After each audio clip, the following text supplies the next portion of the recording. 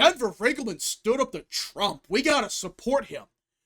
These are the type of people that thought Liz Cheney would single-handedly win Kamala Harris the election.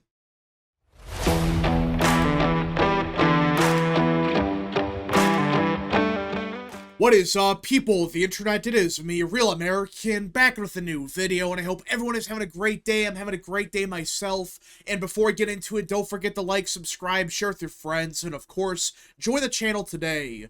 These are all great ways to support the daily content, but enough of the promotional stuff, let's get into it because we have breaking news out of Virginia, as former Republican Congressman Denver Riggleman has just announced that he may be running for governor of Virginia as an independent. Yeah, that's right.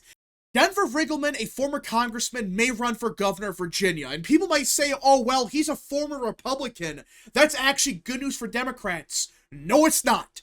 For those that don't know, Denver Riggleman, when he was in Congress, had one of, if not the worst voting records of any Republican. He sucked.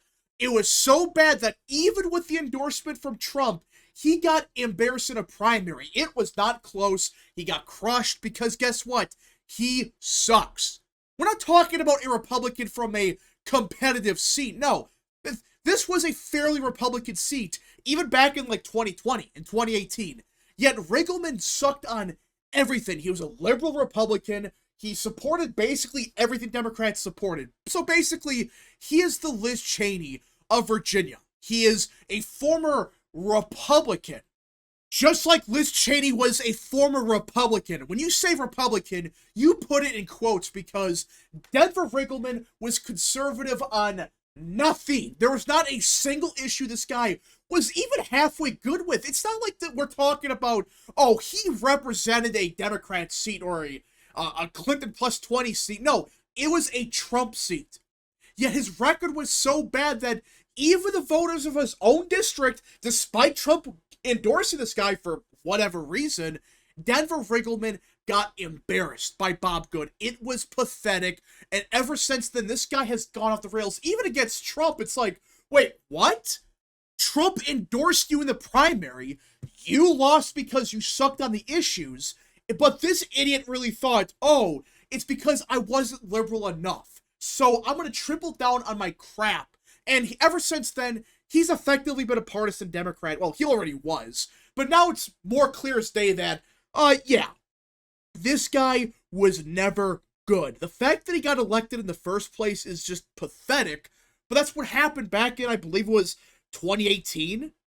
But yeah, Denver Riggleman, ever since like 2022, has been a independent. He's been bashing Republicans for being the party of Trump and all that crap. It just, this guy's a lunatic. But now he is so delusional that he actually believes that not only would anyone care if he runs for governor, but he actually thinks he would win.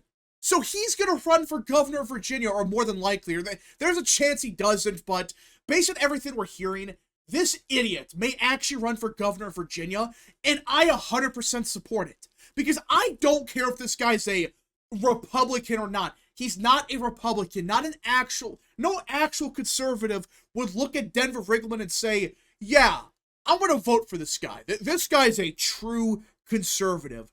No, he's not. He is awful. This guy's a complete embarrassment. But it's a big deal because next year, the Virginia governorship election could actually be very close, and some bozo like Denver Riggleman could be the difference between a Republican victory or a Democrat victory. Now, I'm not saying that he's going to get 15 or 20% of the vote, but if this election comes down to a 2 to 3% or whatever, this guy could be the difference between a Republican winning or the Democrats winning. Now, in 2025, more than likely we're stuck with Winsome Sears as the Republican nominee, who I'm not a big fan of. I think Winsome Sears is garbage. Now, I wish we were able to run Youngkin again, but because Virginia has that absolutely stupid law that you have to run only once and that's it. I hate that. But you cannot run for re-election. But either way, we have to be stuck with Winsome Sears. There's no real challenger. Like, I was hoping for Jason Myers, the Virginia Attorney General, or Rob Whitman run, but we're stuck with her. She is the only realistic option in the primary, and I highly doubt that anyone else is going to run, especially if Glenn Youngkin and a few others in the Virginia GOP. If they're backing Sears, yeah, it's over. This primary is done. We're stuck with her, which, again, I'm not a big fan of her. I think she's awful.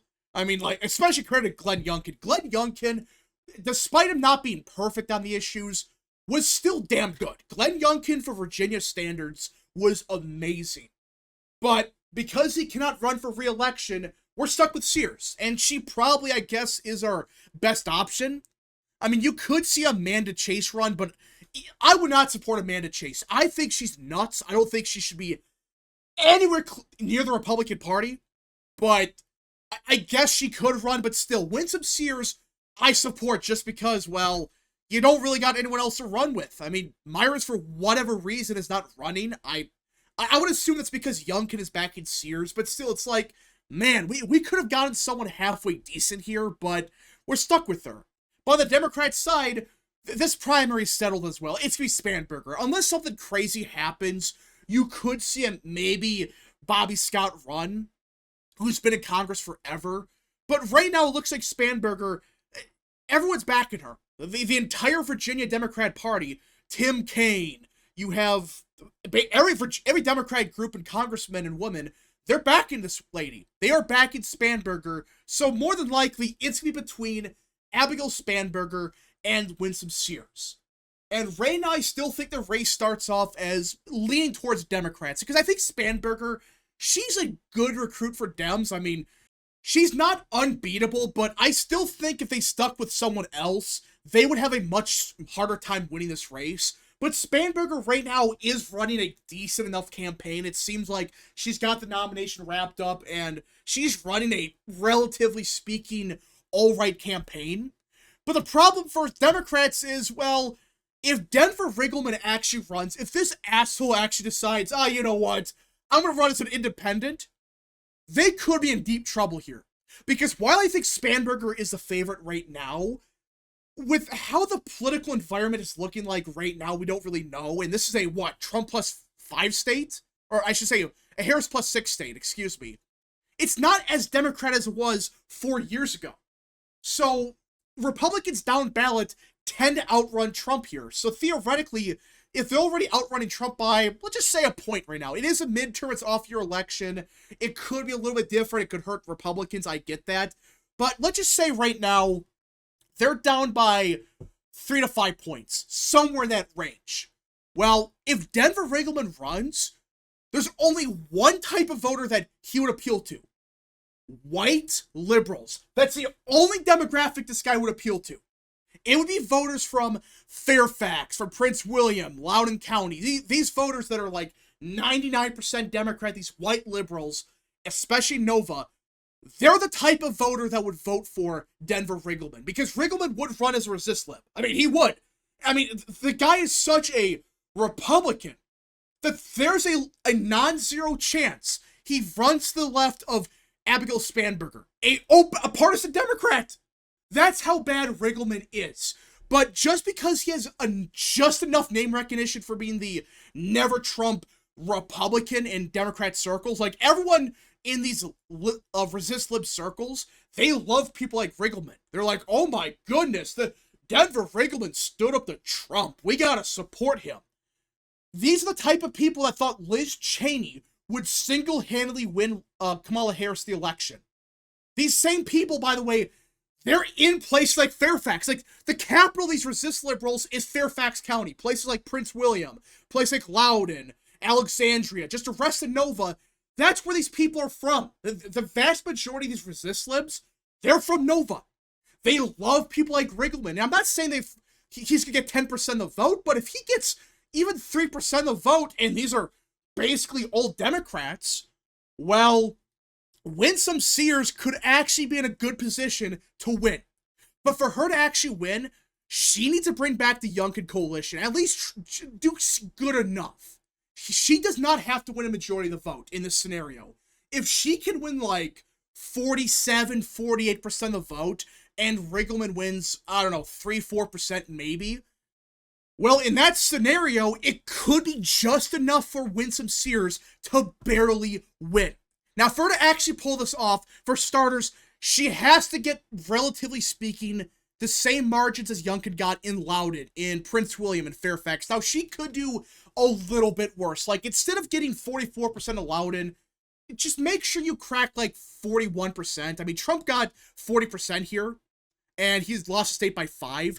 If you could get to 42, 43%, somewhere in that range in Loudoun, same thing with Prince William. Just don't lose it by 30 points like Trump does. Lose it by like 15 to 20 points, somewhere in that range.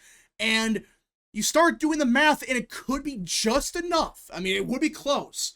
But if Winsome Sears runs a decent campaign, keeps the majority of the Glenn Youngkin coalition, which is possible. I mean, she did run in 2021, and in fact, she did outrun Youngkin, even though that's a completely different race. But either way, Winsome Sears, she could actually maybe pull this off. It's still unlikely. I still think Spanberger's the favorite. But if you're the Democrat Party, you do not want to deal with Riggleman whatsoever. He's annoying. That's bad enough. But this guy, he could single-handedly cause Democrats to lose Virginia, because he appeals to the white resist liberal that lives in Fairfax. These people, they're the Liz Cheney fans. They love Liz Cheney. They love people like Adam Kinzinger. They love Denver Riggleman, and they would vote for them. Now, is it enough for her to win? It depends. She has to get like 47, 48% of the vote. If she gets somewhere in that range, we have a ball game here. If she doesn't, I think she's cooked. But it's going to be very interesting to see how Winsome Sears actually does. I mean, can she replicate the Youngkin coalition, which people forget that, yeah, she did, I should say Youngkin did way better in places like Loudoun, Prince William, but my one concern with Sears, and this is the reason I'm not a big fan of her, is she's not the best on the issues, and there's big questions surrounding her as to, can she get the Trump voter out to vote? This is an underrated reason for why Youngkin did so good in Virginia. He got the Trump voters out in droves. Like, these counties in the western half of the state, they voted. In fact, Youngkin did better in basically every single county in Virginia. He was running it up everywhere, including the rural parts of the state. That's why he won. If Winsome Sears cannot get the same Trump voters out to vote, she can't win. I'm sorry, but she cannot win, especially in 2025, where Democrats on paper should be more likely to vote, with it being a low turnout race, and the fact that it is an off-year election with the Republican in the White House. But we just got to see what happens. The fact that we're even talking about Virginia as actually possibly holding for the GOP is crazy, but you start doing the math, it's like, wait a minute. If Denver Riggleman is such a dumbass and actually runs, he could cause Democrats to lose Virginia. Again, it depends what Sears does. If she runs a shit campaign and gets like 43% of the vote, she's not going to win. But if she just gets 47, 48%, somewhere in that range, I think she's got it. If she gets 49%, I think she wins. Again, this all comes down to what Riggleman does. But more than likely, based on how the guy is talking, he actually believes he could run and people would care and he somehow would win. I don't know if he actually believes he could win, but why else would he consider running?